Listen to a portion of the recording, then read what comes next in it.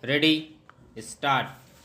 They have no school, and even if there is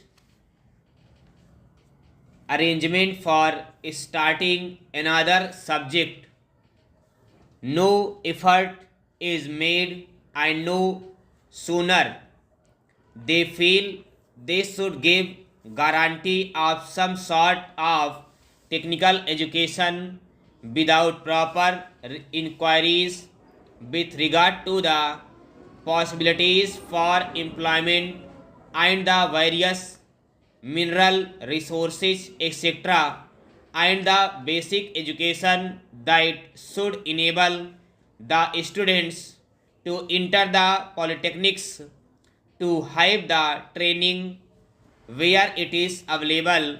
These polytechnics are started. Similarly, there is some confusion about the use of the word university.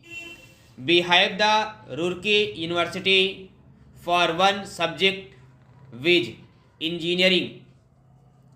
So it seems there is going to be one university for one faculty. We have one music university also in Madhya Pradesh.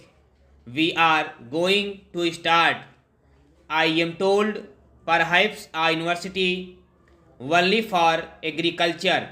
So, if these institutes are there, which terms seems to be really the appropriate word in place of these one faculty universities, I think the Honorable Minister should take the initiative in determining what should be the exact connotation of these terms.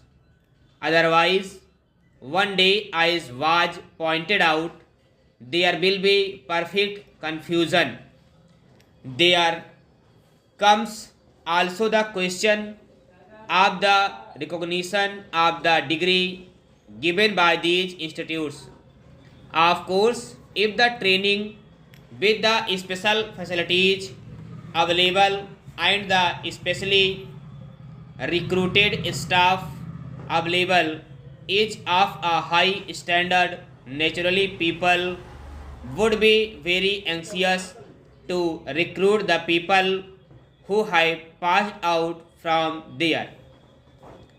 In the beginning, there will not be any trouble with regard to making use of the graduates turned out from there. But the question of recognition has to be decided on certain principles, and those principles should be laid down and followed from the beginning. Now, I would like also to mention the question about scholarships. It was pointed out that certain scholarships, especially to the children of the working class, should be given. I would like to point out here and there is already provision for that, and it is not something new. What I would like to stress is that scholarships should be in larger numbers. The scholarships do not seem to be adequate for the rising standard of living and the cost of living.